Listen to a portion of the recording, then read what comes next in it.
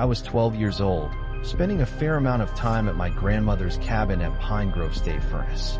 Pine Grove has always been haunted, mostly due to Fuller Lake, a water-filled, old, open-pit iron mine.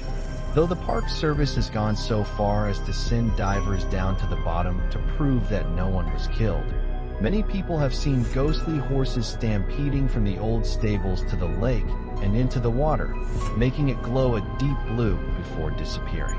My story, as far as I'm aware, has never been duplicated or replicated. It involves an old iron horse that wasn't quite ready to be scrapped. I was walking back along the old rail that runs from Laurel Lake, a man-made lake, slightly larger than Fuller, at dusk in June.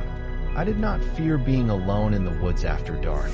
I knew the woods and the mountain as well as the back of my hand, just like my father did before me. It had just turned fully dark when I noticed something peculiar. It was silent, dead silent. People that are from the woods will tell you that it is almost never completely silent. There's always some critter rustling through the leaves, a cicada or cricket chirping, a great horned owl hooting its dominance. The fact that there was nothing unnerved me and made me anxious to get back to the cozy little cabin, so I increased my pace. I was more or less speed walking along this deserted, silent trail. The only sound I heard was my sneakers crunching on the cinders. Tall pine trees on both sides of the trail cast shadows down on me, making it difficult to see. I was just reflecting on how dark it was when I heard a sound I will never forget for as long as I live. The long, lonesome wail of a steam whistle. I recognized it from a trip to the Strasbourg Railway when I was younger. Nothing in the woods could replicate that sound. The hairs on the back of my neck stood up, and I looked around. The place was as empty as a church on Monday. I was in a deserted part of the trail. The nearest cabin was 2 miles away in the opposite direction. I simply told myself that my mind was playing tricks on me and kept walking. Then I heard it again, and it was getting closer. A faint light appeared behind me, so faint that it was barely recognizable as a light source. I told myself that it was swamp gas. It is quite a marshy area around the trail, and that my mind was continuing to pull sound out of nothing to make up for the silence. I kept walking, thinking about fresh biscuits and wild grape jam to take my mind off of things when I noticed that the light was slowly growing brighter. I had seen swamp gas lights before. They usually only lasted moments and weren't terribly bright. The main thing that told me that it wasn't my mind was the ground. It was vibrating. The hairs on the back of my neck stood straight as arrows.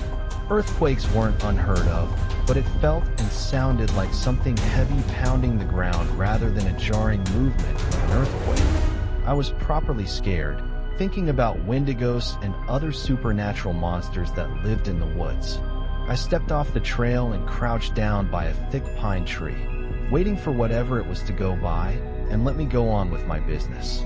I became aware of a slow snorting sound, making me again think of the giant 80-foot wendigos that turned people into cannibals with their touch. I also realized that the light was growing brighter and the rumbling of the ground was slowing down. It came around a long sweeping curve at a crawl, slowing to a stop in front of me.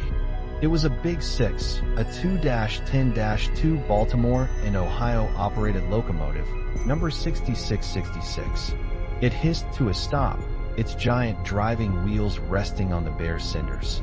It was shrouded in a light blue mist of steam and wore a deep black coat of paint that seemed to suck all available light into it except the bright light of the front spotlight. The steam mist, when it hit me, turned cold. I bit hard on my knuckles trying to control myself. 2 blue lights were in its cab, as if on cue. One hopped down and crouched in the bushes for a moment. I heard a sound of stressed steel and a clack. An invisible switch had been thrown by the ghost fireman. The blue light then took the opportunity to walk slowly around his 91-foot-long, evil-looking locomotive before casually climbing back up the ladder into the cab. I then saw the firebox open and I heard such a scream. The kind of scream you'd never want to hear again. The sound of someone being roasted alive. Almost as quickly as it had opened, the firebox door shut with a clang and then a long, soulfully sad song of the whistle chimed again. Big Six puffed a blue cloud of steam up out of its short black smokestack as it rolled slowly across the invisible switch. It took a sharp, almost 90-degree turn, much too sharp for any real locomotive, and puffed away into the woods. The whole encounter lasted probably no more than 4 or 5 minutes. But believe me, I had seen more than enough. I did the rest of the trail at a dead sprint and didn't stop until I was in the cabin with the thick wooden door locked behind me. My grandparents, parents, and friends have tried unsuccessfully to get this story out of me, but I had never told about it until this day.